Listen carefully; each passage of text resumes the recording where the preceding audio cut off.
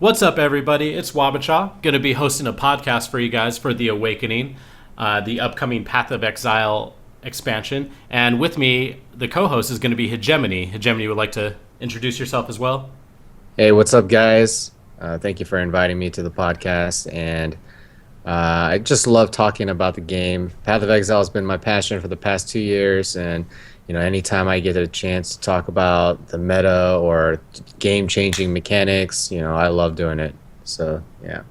Yeah, I mean, there's definitely a lot to talk about with The Awakening coming up. I mean, so much stuff is going to be different. I mean, some of the things we're going to be talking about today, we're going to be talking about currency, map changes, and the unique rebalance that just happened. But yeah, I mean, I'm right there with you. I mean, I love talking about Path of Exile. I've been playing Diablo since I was like 10 years old. Oh, yeah. And, I just, Path of Exile is a game that I immediately fell in love with. So definitely look forward to talking about it with you.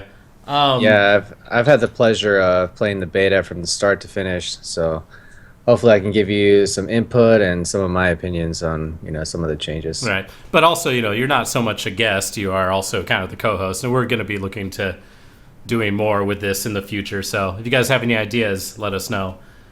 But we're going to go on to our first subject, which is going to be currency. Now, Hegemony is actually a very well-known trader. Me, myself, not so much, but he definitely has a lot to say about this. So, I mean, what do you think we're going to see, like, the upcoming trends with currency? Well, I mean, there's so much stuff happening, with the divination cards and with the jewels. It's hard to predict exactly what's going to happen, but the jewels are relatively easy to craft, being as that, there are only four properties. So I think that there may be like a sudden rush, to get your characters up and running, and it's going to consume a lot of alterations. But from what I've noticed, with the new mapping system, I've been alking and successfully not having to or I wasn't able or wasn't needing to re-roll map mods. So, you can't roll temp chains or any curse on maps. So that definitely opens the gates for, YOLO alking and go. So that saves me so many alterations because, we used to always roll for that maze pack size area, turbo, or not maze pack size area, I'm sorry. Magic monsters, pack size, rare monsters, exiles, things like that to give you that boost. But it's kind of hard to say. I think alterations will have much more of a use going forward. On servers right now, you see around an 8-to-1 ratio, and that's not abnormal. With the introduction to the new mods and new crafting tiers, those enthusiasts are going to, definitely push it to the limit and buy up all the alterations. Yeah. But it's something that I kind of worry about. But we should see a trend towards the creation of regal orbs because maps have been bumped up 2 item levels. So it's actually not too hard to get to that level 75 map pool, or 73 even if you get a +2, and then you can just start generating those regal orbs. I think most people are catching on to the regal recipe, and they're practicing it more, and they have enough stash tabs this go around, and so they're gonna probably capitalize on that kind of market. But regal orbs will definitely be used for many, many, many jewels, and I think after maybe a couple months, we'll see regal orbs start to go down cheaper. So it's all too often in new leagues you can see regals for like 2-to-1 ratios.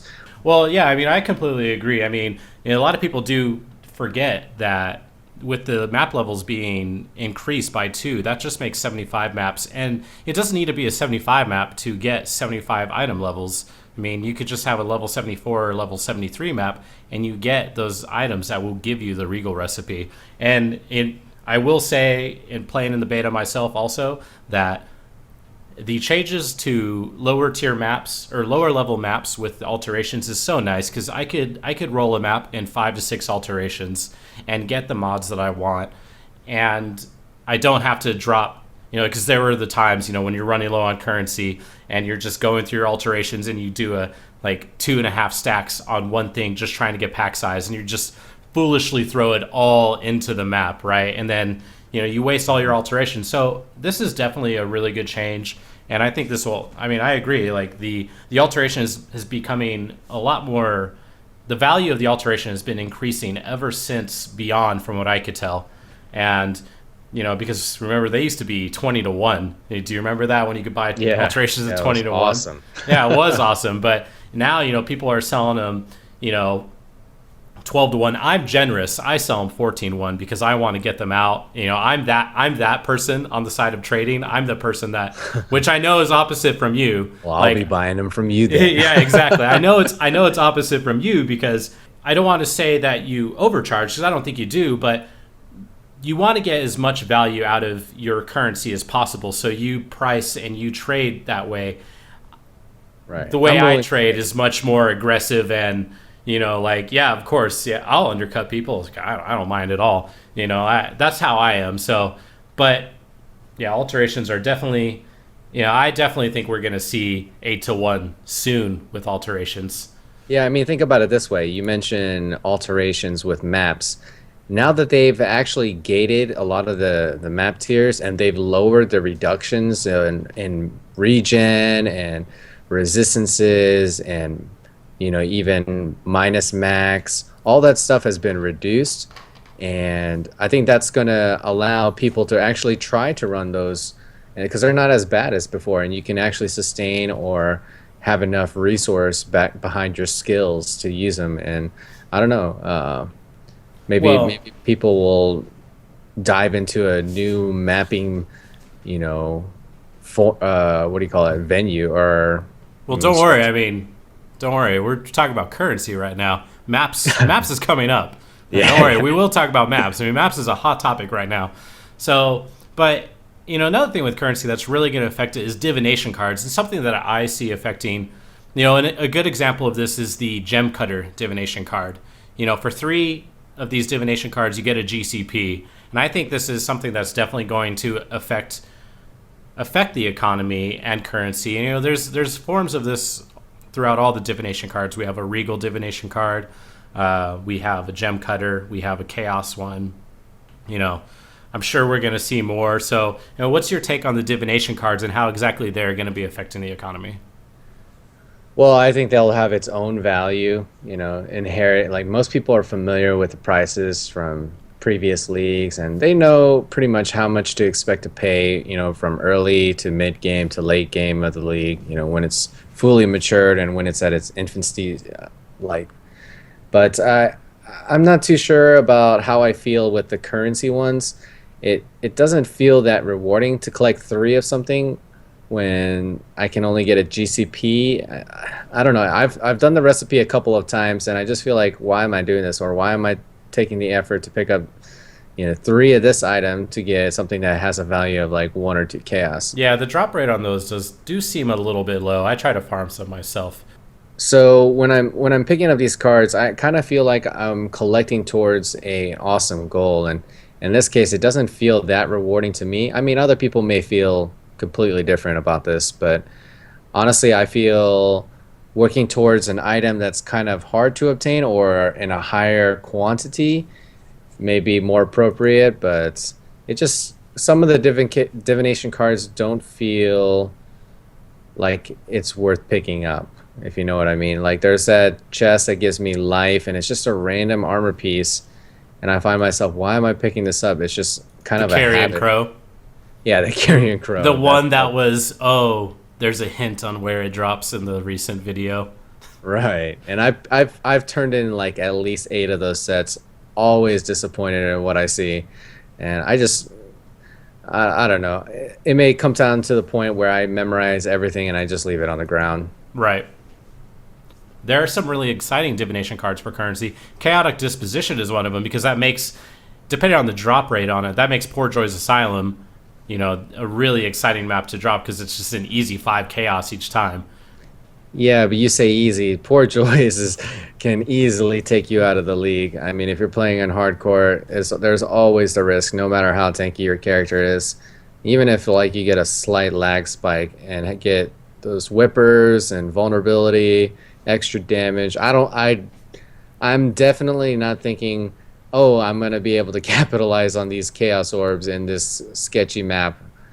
Maybe if we're playing in softcore or Standard, yeah. yeah, or standard, then I'd be okay with it and see it as maybe a viable place to farm chaos in addition to getting a bunch of rares and extra loot. But I think I'll definitely stay far, far away from that in Yeah. hardcore leagues. No, definitely. I mean, but so aside from the divination cards that do give you currency, we do have the divination cards that give you items like six links, like the Dark Mage, which is the one that you need six to give you a six link staff, or the other divination card, the Celestial Justicar, which gives you a six link astral plate. I mean, I think these are definitely going to be, affecting the economy a little bit more, especially because you see people sell them in trade, for 10, 12 chaos a pop, but you kind of wonder, so am I gonna pay? Does that mean I could pay 70 chaos for a six link? Like what do you think about those?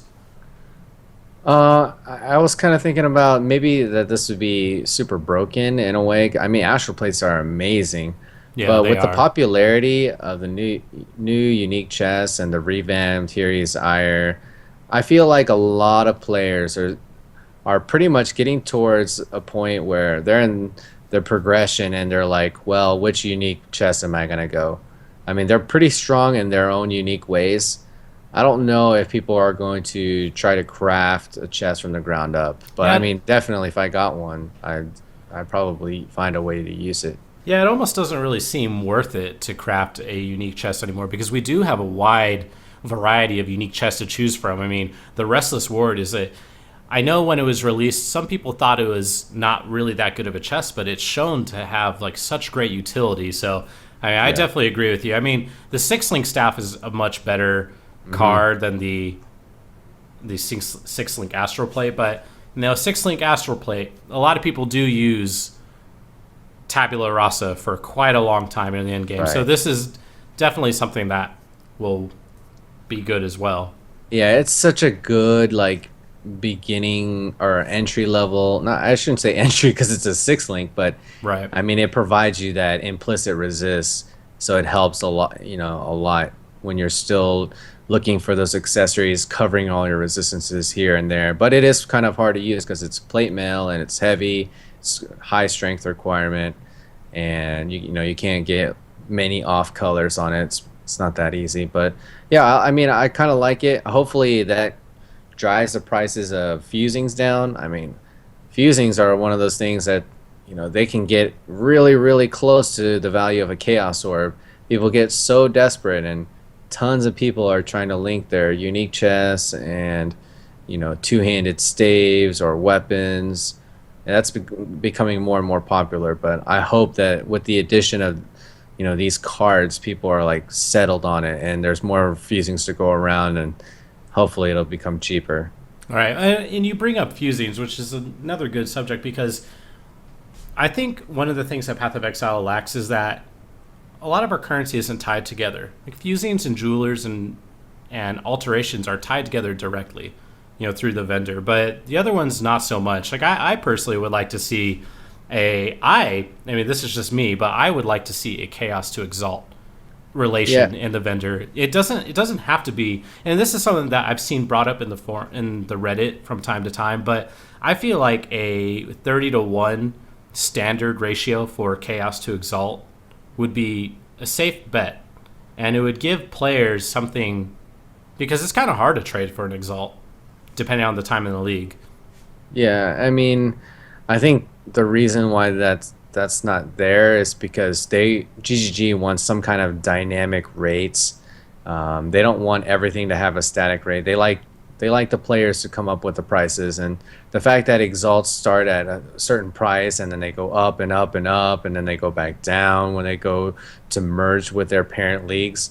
I think that's kind of the thing that they want to allow the players to decide. Because if they put a straight up recipe in, like from Clarissa or any of the vendors that sell or trade currencies, that would make the economy kind of stale and Right. not as dynamic. Maybe that's a good enough reason to not do that. But yeah, I mean, exalts are becoming more and more popular with the Elrion mods that you can get, YOLO exalting your rares to get that sixth or fifth stat. really push your character to the limit, and it's getting more and more useless. And it's just a popular currency to, a popular coin to trade. And this is also coming from the man who has exalts on exalts on exalts in his standard stash tab. So, but I got a lot in hardcore too. yeah, I know, I believe it. I've seen it. But I mean, I know what you're saying. Like, GGG may want it to be a little bit more dynamic, but I feel like that's where the Eternal Orb and the Mirror is. I mean, an Eternal Orb, the price on an Eternal Orb is really weird. I remember getting one at the start of the last flashback, and I had people offering me like 4 exalts for it at the beginning of the league.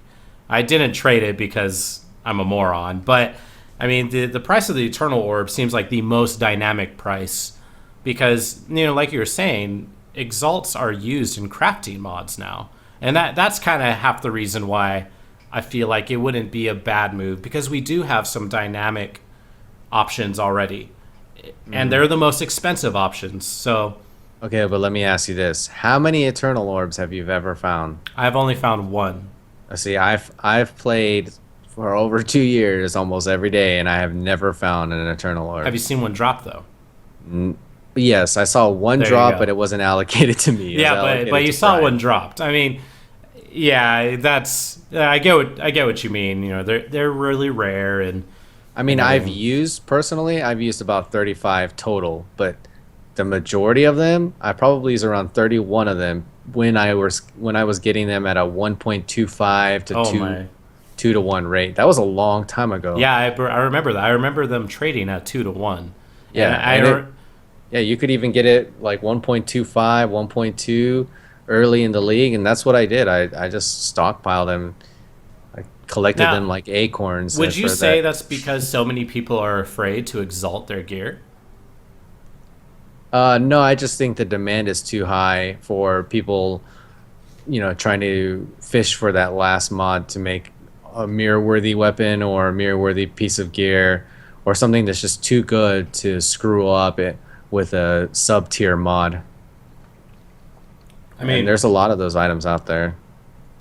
I know the feeling because I actually only recently exalted an item for the first time. It was probably about 2 weeks before the beta for the Awakening, but I just was on hardcore. I had like 30 exalts in my stash tab, and I was just like, you know what?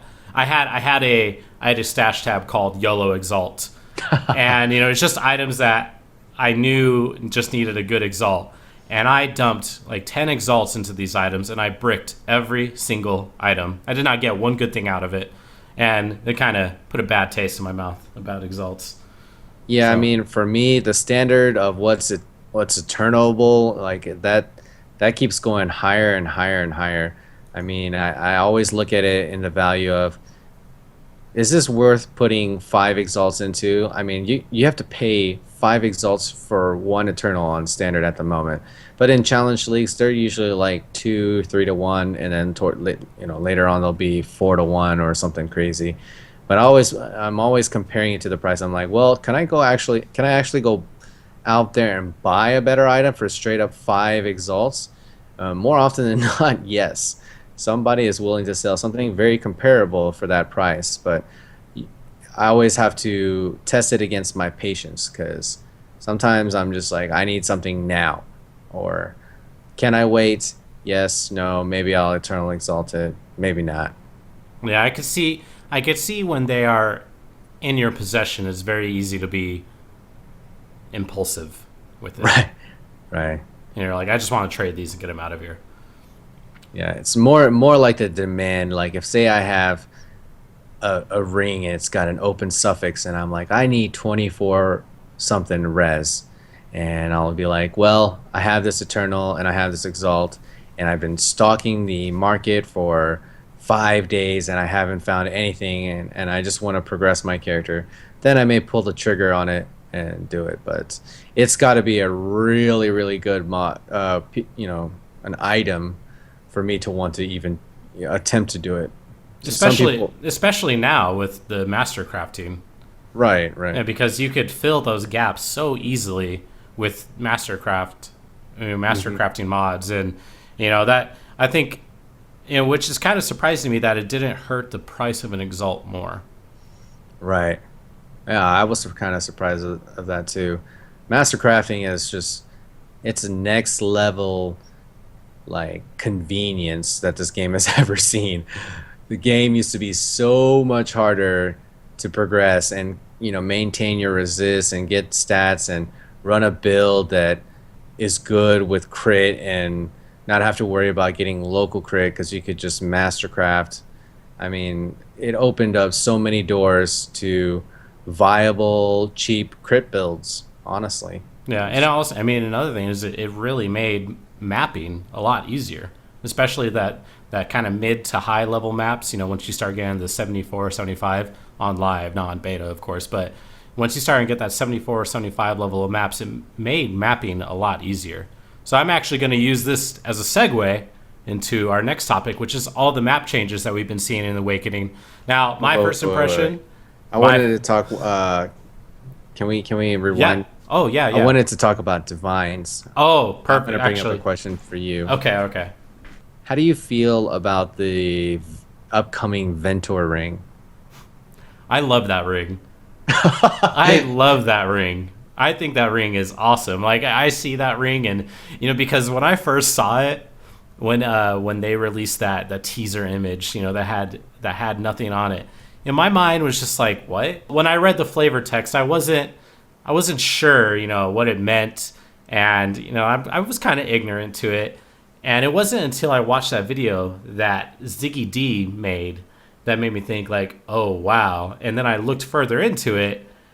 And that ring is awesome. I mean, did you see the simulation that one guy did to get? Game. It was like, oh man, it was thousands upon thousands of. Yeah, see, that's the thing. That scares me. I don't like the item just because of the fact that I'm such a perfectionist when it comes to like getting these unique items and using them as, staple parts of my build. And I love to min-max.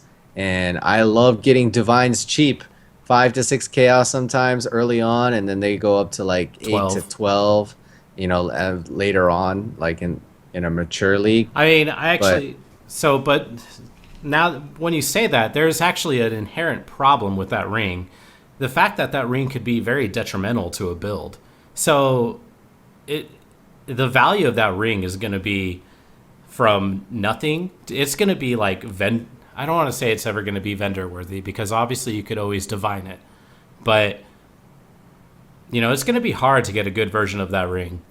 But maybe it's definitely a ring you should not have because it's not the item itself. It's the fact that people are going to pump divines into this item, and I know not everybody will, but it only takes like one rich guy to be like, okay, I'm going to have some fun. I got like 40 exalts. I'm going to just buy up all the divines and just dump them into this ring. That could actually hurt the divine market. But you know what we need? Yeah, that's why I cringe at the idea of what we need?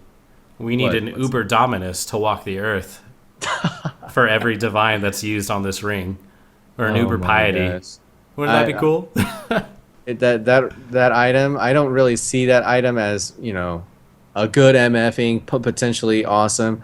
I see so many people wasting just currency on dumping it. all their currency just to see if they got what it takes, if they're that high roller, and they're just gonna Las Vegas that. I'm just I want cheap divines. Well, maybe the 6-link astral plate that we're going to be getting will help with this. I doubt people are going to be vendoring that for well, divine. Because you do get those really troll 6-links that are just like, okay, well, this is a divine, but those haven't really helped the price of divines from as far as I could tell. I wouldn't be surprised if divines go to like 15 to 1 really early, just because people are going to do that to that ring. And divines are pretty rare. They're actually more rare than exalt. Really? Mm-hmm. I think it was data mined, and I'm not 100% sure, but I'm pretty sure that divines are rarer than exalt. Well, maybe we just need a divination card. Yes. That gives us 3. Yes. If we're gonna dump divines into that ring, give us a divination please card. give us some cards to restore them. Right. So I feel like that was a good discussion on that. So I'm going to go ahead and move on to our next subject, which is a very hot topic. It's going to be all the map changes that we've been seeing in the Awakening. And as far as I could tell, I like the map changes, but I'm not a high level mapper. I play solo a lot, and I just I take my time, and I'm not bothered by getting into high level maps so quickly.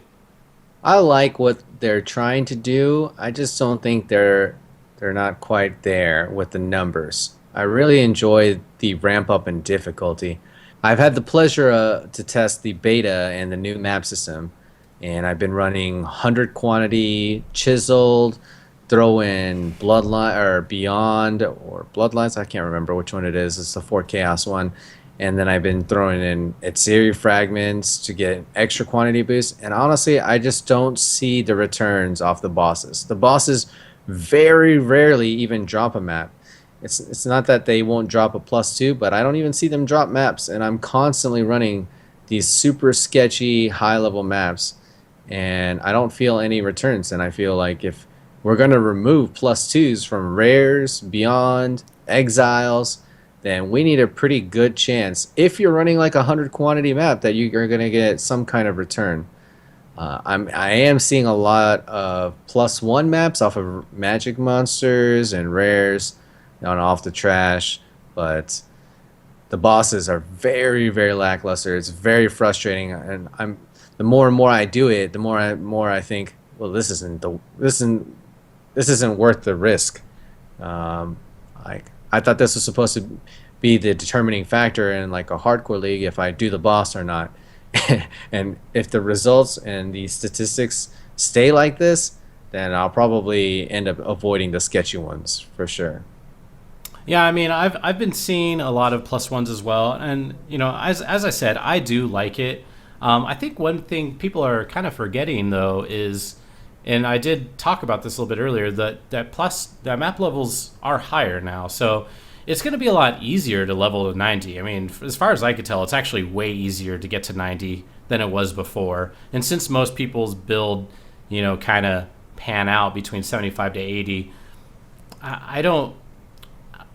I enjoy playing this game without doing highest level maps. And I don't think I'm necessarily in the majority, but I know I'm not in the minority with that. So you're probably the majority. Yeah, I have a lot of fun, playing my builds and not dying. I do play hardcore, and I did see a +2 map today from a boss. Just saying. It was a level 71, but I did see it. So that was fun. And another thing too is, especially, that we haven't seen the end of Act 4 yet. And, we're not going to see that until the Awakening is released. I'm curious to know if we're going to be able to get higher level maps than 68 at the end of the Awakening. Because they are saying that they do want the end game of Awakening to be comparable to maps. And I believe seeing a map that said it was up to level 72 for the zone level. I might be wrong, but yeah, I mean, I don't think so. I mean, it might it, not be 72, but because they had Dominus at what's 68, 68, right? And we had 66 maps. It was actually a -2, and they were okay with that. So just by going off of that model, I don't think that they're going to be inclined to drop higher level maps. They want you to be able to start your map pool at 68, which is a great change. Right. I think that was awesome. An amazing change. Yeah, they make the actual PvE part of the game with the RP and all that stuff, difficult. They were able to take it up a notch because. And there's also no longer a zone, a farmable zone. Before it was Catacombs. That was a level 67 zone. And you would get these 66 maps, but you would most builds, well, a lot of builds I played, would just farm Catacombs instead. They wouldn't even bother. I wouldn't even bother with those maps, and I would just trade them up. So, it kind of, really lessened the value of those maps. So, and Aqueducts is kind of like the new farming zone, and it's a great zone because it's straightforward. There's good density in it. It's level 67. It's at the start of Act 4. And so it is nice that maps are already one level above that. Yeah. I mean, it's worth mentioning that anybody who hasn't played the beta is going to be seeing big changes to the whole mapping scene.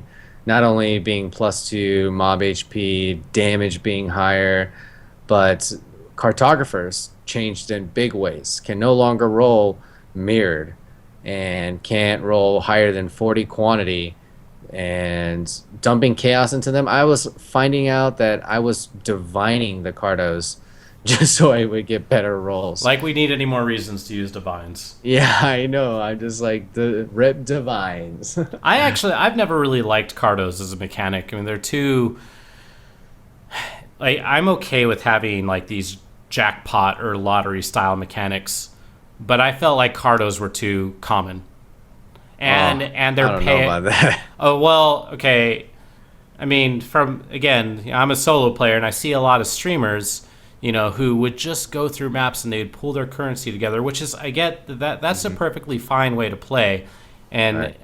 I'm glad that it's there for the people who do that, but I feel like the payout was too high. And obviously, like, GGG felt the same way, right? I mean, they reduced. There's no more mirrored, as you said. Like, they could only get 40% quantity. So, and the one time that I got a Cardo, and I just, like, I dumped currency into it. I dumped, like, 40 chaos into it. I'm just like, yeah, it was in the Flashback League. I dumped all my currency into it other than my Eternal Orb. It was kind of like the ideal Cardo, right? You want to get that +2 level in a 73 or 74, and that should like get you going. I did not get anything from it. I got 173 and like 272s. Like, I could not get it to roll. So So let me ask you this. How many chaos did it take until the madness started? Until you're like, I'm going to roll this Cardo. earlier I said that it's easy to be impulsive, but it's easy to be impulsive with all currency in Path of Exile because, I was like, oh yeah, I'll just dump 10 chaos into this Cardo. And I'm like, oh, well, 20, whatever. I have like 4 stacks. I'm like, oh, well, I haven't gotten anything yet. And I think around 25, I got +2, and I sat there for a minute. And I was like, Yes. Suddenly you find yourself counting how many portals do I have left? How many times can I go back to my stash? No. Oh, I did that right, at least. I just took it all with me. I think after the second time, I just took the rest of it with me. But yeah, I was like sitting there, looking at it after I dumped 25 chaos into it, and I was like, you know what? I'm gonna get something good out of this. And then You're like all in. I seriously spent 40 chaos on like a dark forest or something. Like, is really really bad. Yeah, I mean, thank God Cardos are gone. Well, not gone. But well, they're not. Yeah, yeah, they're gone. I mean, to me, Cardos is like an oasis. It's like you're in a desert, and finally, it's like your sign of relief. Right. And, I also, real quick, I just realized that we should probably, just in case people don't know, Cardos are cartographer boxes which drop maps. That's what we're talking about. Just in case there's someone who's like, "What Cardo? What's that?" they're the most precious thing. They are. In high-end mapping for any like competitive player or any enthusiast, really. They're like the best boxes. That brings me to another point: is I find myself not caring about any of the other boxes other than to roll for magic monsters, rare monsters, or exiles because gem cutters with gems being sold at the vendors, they're useless now. Yeah, they're useless unless you can get quality. Yeah, on it. exactly. Yeah, it's like, who cares? And when you're in a 70 something map and you're like, man, I'm about to lose it if I don't get a break. So you're just like, man, I gotta roll for magic, rare, or exile, something that'll give me a higher chance at getting a map because these maps are so freaking rare. Well, and so another thing about the maps is they actually did roll the magic monster mod and bloodlines and beyond and rare together, correct? Oh yeah, that's awesome. I believe. I mean, actually, when I first saw that, I was a little taken by it. I was like, what? Did I just get 3 properties on my map?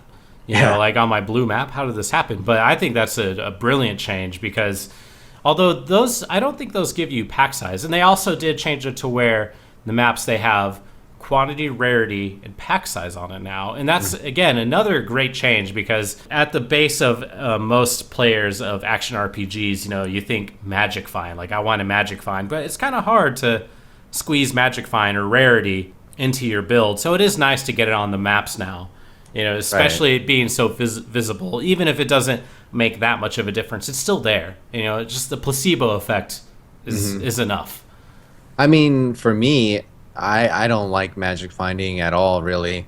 Um, I make all my characters, I use every single stat I can and I try to avoid rarity because I really just want my character to be strong and efficient. And I feel magic find is it may be the prefix that I needed to stay alive, especially when you play a hardcore league. It has its rewards. I'm not saying it's the wrong way to play. I'm just saying my preference is to just go for clear speed and efficiency. And now this gives me the added bonus. I find myself going back to town 3 or 4 times just to sell. There's just so much stuff. But what does that mean in group play? It means you're gonna have to make a lot more tougher decisions on what to leave behind, and you have to definitely keep up with the group because you're gonna be IDing a lot. You're gonna get a lot more rares. Loot's gonna be abundant. Yeah, However, the maps are still very scarce. yeah, they are. Well, below or above 75, I'd say they're pretty scarce. I mean, Yeah, I mean that's the problem. When you get to higher maps, you increase the pool at which you can roll.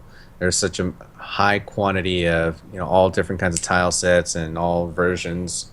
So you're just increasing your chance of getting lower numbers and stuff. So yeah, I mean, and another thing I do really like with the map changes is how the lower level maps can no longer roll things like temp chains or LE weak.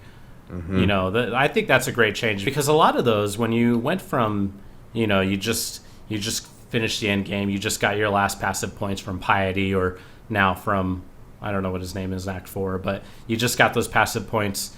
It's kind of hard that you got to your first map and it had LE weakness on it with minus max.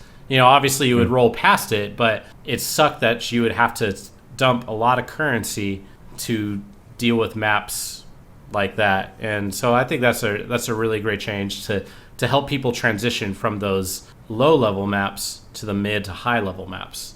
yeah, it's another thing that's worth mentioning is I find myself like I've done many new beginnings with my stash, and I see the trends. Like when I get to that 75 item level base, that map pool, I notice that I have around 70 to 80 alks that I accumulated and barely any alterations. I'm always like really, really low, just making ends meet, just breaking even. And now you're And using your Elks more.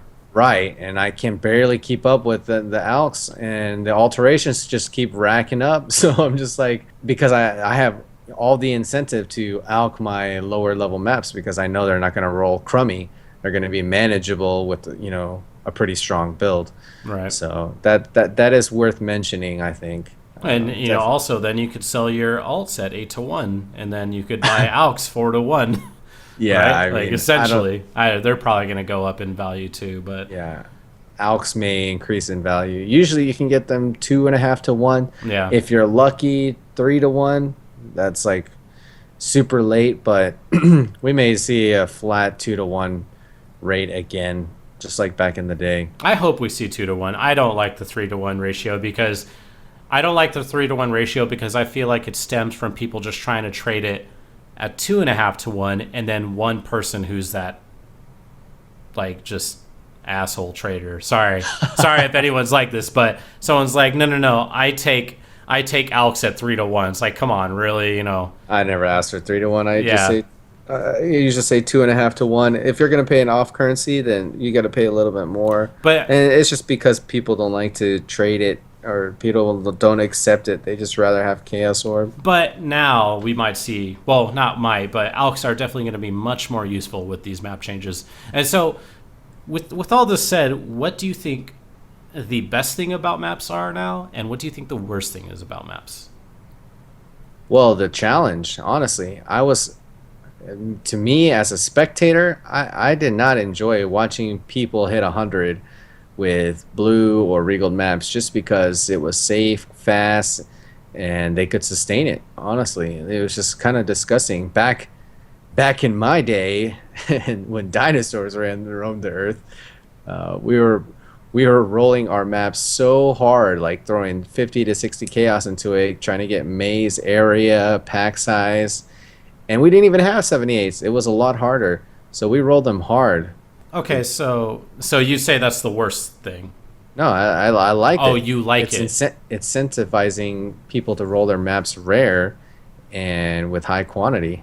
Right. I like that. I just don't think that they have the numbers right. I feel like if I'm running 100 quantity high level map, that boss better have a 50% chance to drop a map. Period. And it's nowhere near that. I can count on one hand that I've got received a +2 map, and I want to say it was about 3 or 4. And the amount of times I actually see a map, I would say it's about 1 in 8. 1 in 8 bosses I actually see a map drop. Although I would agree with you, I do disagree with. So I get at one point in your heyday, right? It was so hard to get to 100. And you're one of the few players that does have a level 100 player. I personally, I haven't had higher than a 90 in Path of Exile, just because I don't know. I just go to I do other builds like before I even get to 90. I think the closest I've gotten is like, I think I have a Scion from Invasion that was RF that is like 89 and a half. That's the farthest. And although I could see myself getting it now with the map changes, I don't think it's a bad thing that we saw people getting 100 so fast. I think that was more a result from cartographers, which, obviously we already talked about, because you remember when ambush hit and cartographers became the powerhouse that they were, people thought that we wouldn't be able to use them in hardcore, right? Because they're like, oh, well, cartographers kill people. But, time and time again, we've seen hardcore players show that they are able to level fast. No, I don't want to say this like in general, but hardcore players, have the means to level just as fast as standard players. And when you give them all the tools, like, they got in ambush, I think this really was a good thing for the game, because I kind of wish 100 wasn't so unattainable for the average player. And I'm more on the average player side. Personally, I wish 100 was a little bit more attainable. Like, I wish I could think like, oh yeah, I could get 100 if I put effort into it, right? Or if I put real effort into it. But Yeah, I strongly think you could. I don't think I can. It's more like your patience, I think, your drive, because well, it is very, very grindy.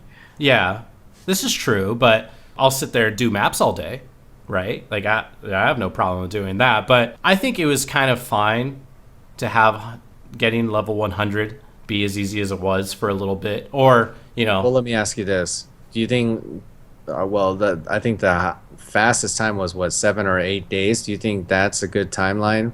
I mean, granted, that guy no lifed it to get that, but I mean that's still very, very impressive. 7 to 8 days to hit 100. Yeah, I think it's fine because, like you said, it's impressive. Well, that's why I think it's okay. And and who was it? I don't want to say the names. I'm pretty sure I know who it was, but I honestly don't know. I don't remember. I just remember I want to someone say hit 100 in the 1 week race. Was it Pulped? Oh man, I wish I could find that real quick. But yeah, 100 in a week, 7-8 days. That is intense. But Well, think about it this way. Like, one thing that I would like to mention is, I feel, from my perspective, the leagues start to hit a stale point once someone hits 100. Like the prestige, all that, the race is kind of finished. And I feel once the first person hits 100, the leagues instantly take this kind of stale, or there's nothing fun to watch. There's no race to 100, and I like that. Like, I think that hurts the longevity and the health of the league, because there's no exciting race. And when I see someone hit 100, I want to see him juking and jiving and avoiding death at any given corner. I just want to see him have to do these hurdles instead of zombie mode, these blue or regal maps, and just get it out right through attrition. I don't want to see attrition. I want to see quality play, and I think you're forced to do that when the map mods are scary and the builds are not broken. Right. But Well, I mean, it's just a difference of opinion. yeah, no, definitely. I mean, but you were saying that leagues kind of go stale once people hit level 100, but leagues in Path of Exile do that on their own. I mean, especially with they use the challenge leagues as a way to test things, to implement, well, not to test things, but they implement things that they want to put in the core game, right? Like that's kind of one of the things about the challenge league. But more often than not, we've seen things come up and get implemented into the challenge league. I don't think Nemesis was like this, because I don't really remember people talking about with Nemesis on Invasion and Beyond. That kind of is what made the league stale. So it's not necessarily, in my opinion, it's not necessarily someone getting 100 first. Well, I mean, I think there are milestones or certain factors like, let's just say, someone hitting, multiple compounding factors. Someone hitting 100, the 8 of 8, first one to get 8 of 8 challenges, then the top 50 to finish 8 of 8, and then it starts to really go downhill. Yeah. I mean, those things together, I would definitely say that's when you start to see. Yeah, that's true. But you don't have to get 100 to get 8 of 8. Right. That's actually not tied to. I'm just talking about Right. just different checkpoints with which the leagues take a toll, and it's like fun or excitement. I mean, you were around with it during the exterior race, right? Yeah, I remember that. Wasn't that the most exciting shit you've seen on Twitch? And like, Yeah, it was really every time fun. you tune in, there's like multiple people just theory crafting, and that's the kind of stuff. Remember that kind of watching Willy spirit- Wonka die to right? to That Zero? spirit, Yeah, that competition. Once the competition fades, then we the might see that prestige- again, though. We Yeah, might I see wanna- that again with the end bosses in Act Yeah. 4.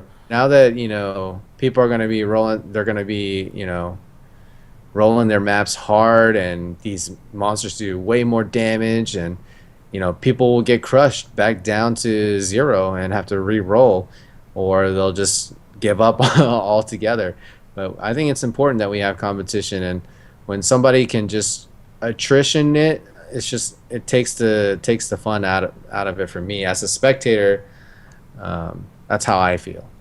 But Right. I want to see that exciting race, and I think getting to 100 is pretty damn exciting. And I think getting it so quick, it doesn't really become a feat of strength. It just becomes more like, Was oh, Baker the first player to get 100 in hardcore? yeah, he was. Yeah, I remember that. Yeah, that was a big ordeal where we saw thousands upon thousands. 5,000 people watching Baker get 100 because it meant so much back in the day. Right. And now I think we had a couple people, like maybe 1,100, watch HVR hit 100, and I mean, it's just, where is the hype? Well, and another kind of sad, I don't want to say it's a sad fact, but no, the truth to this is the game gets older, it's going to be less and less kind of like, oh, he got 100. It's going to be more about the content versus the character. That makes sense, Well, in my opinion.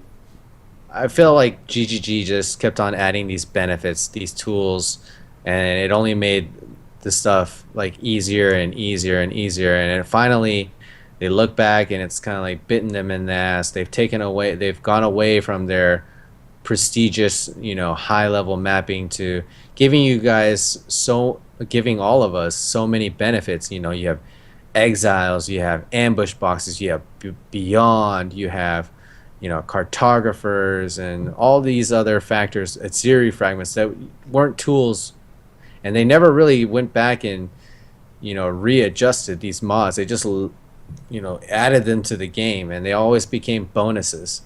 So I think that's what GGG is like. Wow, we've given the players so many benefits, And so now, we really need to adjust the maps to reflect Yeah. those benefits now. exactly. They want to go back to the roots of it being difficult, and honestly, a lot of people are going to struggle making just this transition.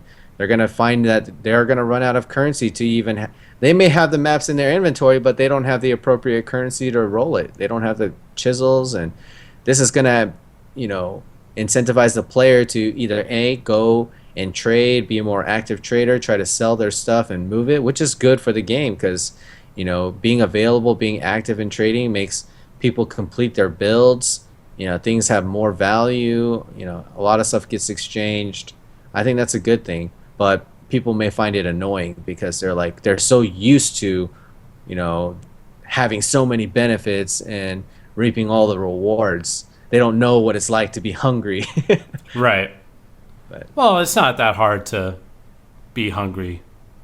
If that, whatever. Yeah. Anyway, outside of the rebalance to maps and everything, we also had a lot of uniques rebalance in the Awakening recently. Obviously, this has happened before. One of the chests, which you did mention earlier, Hyri's Ire, is one of the uniques that got rebalanced. It no longer gives the Acrobatics Keystone, but instead gives you 10 to 15% dodge and spell dodge instead. So, I mean, other than that unique, because I know you have your thoughts on that one, and you really like that unique, as most people do. But what are some of the other uniques that you think really benefited from this rebalance? So the rebalance, I didn't have any complaints with any of the changes. I think they're all warranted. Wind Ripper, ambush charge. Sorry. Well, ambush charge, that I still won't even touch that chest. 19 alch shards. It's a good alchemy orb for your maps. Hey, it's still a 6-slotted alchemy shard to me. But yeah, Wind Ripper was warranted. Mjolnir, I love the Hyri's Ire rework.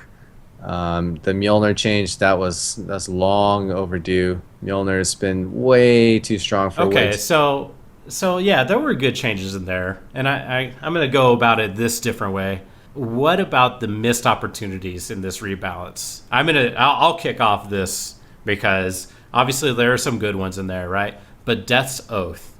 I mean, Death's Oath is such an attractive chess piece, except for the debuff that it gives you. And the debuff was changed from a 10-second duration to a 3-second duration. And I don't know if you've ever I'm sure you've tried to build something around Death's Oath, but it's not really manageable.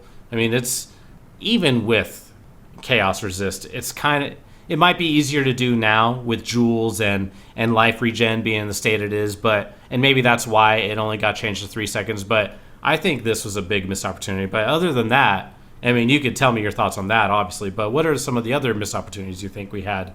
I'd have to think about this one, but Death's Oath is something that I use a lot in PvP because you're making kills all over the place, and it was definitely a really good way to put a lot of pressure as a melee character. But yeah, you're right, I haven't really tried it in PvE. I think I tried it one time, and I was just like, man, this isn't worth it. And then I just scrapped it within 30 minutes. But I don't know, I'd have to look at the uniques. I mean, there's a lot of underwhelming uniques in my opinion. Yeah, there definitely are a lot of underwhelming uniques, and we'll go ahead and shelve that right now because we have a lot to talk about. We're going to do this over the course of a couple of podcasts, so we'll just go ahead and move on to the next subject. So what are some of your favorite new unique items? I mean, when I first saw Restless Ward, I thought this chest was awesome. In my beta update video that week, I said that it was a good chest, and not 4 or 5 days later, you were using it on your EK Big Mama build, which looked really fun. Big Mama build, yeah. Epic Mama, whatever. Talking about my mama like that. Yeah, you were using this chess piece. Obviously, I know you kind of have a bias towards it now, but try to not be biased about it. What do you think about it? I have nothing but love for it. I love the addition to new endgame chests, and it's definitely a contender. We have Lightning Coil, we have Belly, we have Hyri's Ire. All of which, other than Hyri's Ire, have seen their time in the spotlight. Mm-hmm. Like the time that they were the go-to chest. Yeah, it's important. Cloak of Defiance was kind of the most recent one, but it's taken a fall. It's still good. It's still good. If you want to do mana-based mind over matter, it's still good for that. But I think people are pushing it aside a little too fast. Yeah, this is true. But you think Restless Ward is good? Yeah, I'm all about. When I saw Restless Ward, my new favorite flask. It's a tie between Taste of Hate and Dodri's Elixir. And that chest it's just wham bam, solves all your problems, your synergies with the charges. It's amazing. I love it. I would even do it on an archer character, no problems. Yeah, I But mean, oh, go ahead. my new favorite chest for evasion dodge is the new Hero Sire. I will always try to get that combo because I'm sitting at a 58% dodge and spell dodge, and that's not even perfect rolls. Going to Restless Ward. Restless Ward is a little. I think it's kind of a deceiving chest to newer or inexperienced players because and this is something that I've always kind of felt like a long time, but life regen rolls are pretty good if you get them high enough. And this, well, they can be good if you get them high enough. And this has a really high life regen roll tied to your endurance charges. The life regen roll on the Restless Ward is better than the 0.4% life regen per second passives on the tree when you're at 4,000 to 5,000 health. It's about the same at about 5,000 health, but below that, it's better. But I mean, even before that, converting life regen to mana regen, like 40 mana regen, can you imagine? Like just changing that flat value is a huge deal. So if you get 19 life regen and you're converting that essentially to pseudo mana regen, that's like a huge bump. Suddenly that flat low life per second is huge. Well, yeah, so, I mean, we could all agree. Well, most of us can agree. It is a very good chest, but you did bring up Hyrie Zyre, which you and I have talked about a little bit, but Hyrie Zyre is, very good. I think this is probably one of the best things that came out of the unique rebalance.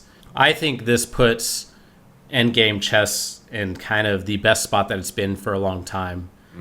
Because you have such a wide range of choices. It's necessary. It's necessary, especially yeah. with Lightning Quill being tier 1 rarity, we need more options. Honestly, that's what I think. Yeah, and Hyrie Zyre is definitely a good. I wish it had life on it, but then it would be ridiculous. It has so much evasion on it. I think that's something that a lot of people do forget about it too, that it has like 1,800 evasion on it easily. Yeah, I mean, it's a ton of evasion. I'm using it right now with Voltaxic, and just the 13 to 24 cold damage, right? And my wed and my crit multi is enough to shatter everything. Right. I was worried that not running hatred was gonna not allow me to shatter like those deadly porcupine guys, but this chest it makes me love it even more. Right. Sorry for my ignorance, everyone. Does dodge work with reflect? Yes, you can dodge reflect. Not that reflect is that big of a deal anymore. It can be. It is be a very big deal when you scale your damage. I was running the Epic Mama build with all different kinds of projectile spells, and yeah, a lot of spells I was feeling the reflection, almost kill myself in certain situations. But I did find fire skills and EK to handle it like a champion because of Arctic armor and things like that. So this is actually a good way to talk about our next subject, which is the meta of uniques. And you said that you were using Voltaxic with Hyrie Zyre right now. And Voltaxic, I remember when it first came out, it was like 30 exalts, right? Like it was a ridiculously expensive bow and almost seemed unattainable. But I believe the level requirement for its drop was lowered recently. I don't know if it's tier. The tier of its rarity was reduced. I'd imagine it is with the lower level requirement for it to be dropped. But I mean, the unique meta has shifted, or the meta for uniques has shifted in a lot of different ways. From Cloak of Defiance being not as powerful as before. Soul Taker is being traded for 3 to 4 exalts on the beta right now. And I don't know if that's kind of a byproduct of the beta, because of the beta being like, oh, the game's getting, or this is going to get wiped, or this doesn't even matter. But people are still selling other things at ridiculous prices, like shavs. I mean, like overall, like what do you think like the unique meta is right now? Like, what do you think the best items are? What do you think the ones that are going to be falling the most in price? And just like, how are players going to be able to use these newly accessible uniques that weren't usable before, or Well, achievable, not achievable. You know what I mean? yeah, I mean, I love the fact that the best unique is constantly shifting. They're definitely mixing it up quite a bit. I mean, look at what we had originally.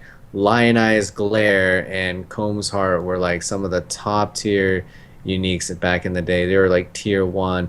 And we saw the Age of Soul Taker, and those hit what 35, 45 exalt prices. And then we had Shaft. Well, Shaft has always kind of been very, very expensive.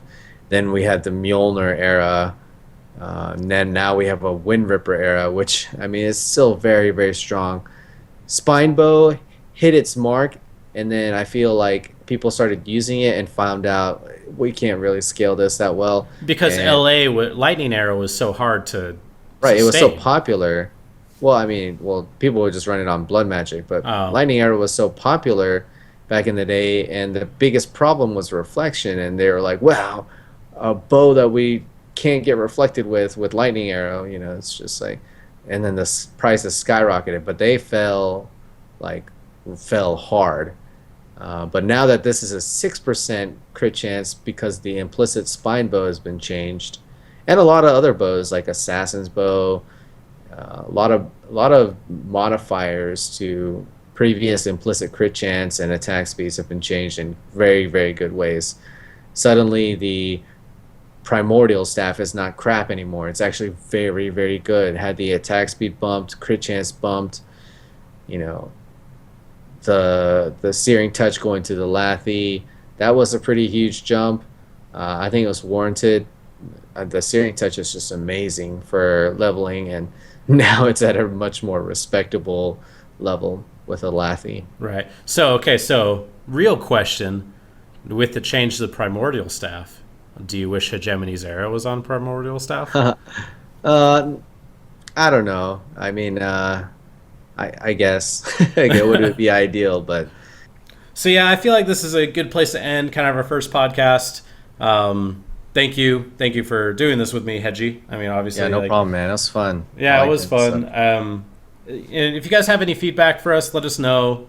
I'm new to this, so I'm sure I did some things wrong, but yeah, let me know. Hedgie, do you have any final words you kind of want to say? Also, let no, everyone know what you're doing on your stream right now. right now we're just doing beta stuff. I'm converting my Lightning Arrow Ranger from Fizz Lightning to Voltaxic. It's working out great. But if you want to know more about me, you can find me on my channel. It's twitch.tv/HegemonyTV, or you can go to my YouTube channel where I upload a lot of content. It's youtube.com/HegemonyPoE. I have a bunch of guides, a bunch of cool videos, all Path of Exile related, and feel free to ask me any question when I go live on stream. And I have also started to help Hedgie edit his videos, Yes, so we can have a little Wabachaw bit is more. my video editor, so if you are enjoying my videos as of recently, it's probably because of him. All right. And yeah, and obviously, I mean, you guys are probably on my YouTube channel right now checking this out, but yeah, I plan on putting out a lot more content. This is one thing that I plan on doing this podcast. The upcoming beta update finale video will be out just before the Awakening goes live, so be on the lookout for that, and be on the lookout for the other content that I'm doing, which is still in the works, but I promise it is coming. So with that, thank you guys very much, and we will see you next time. See ya.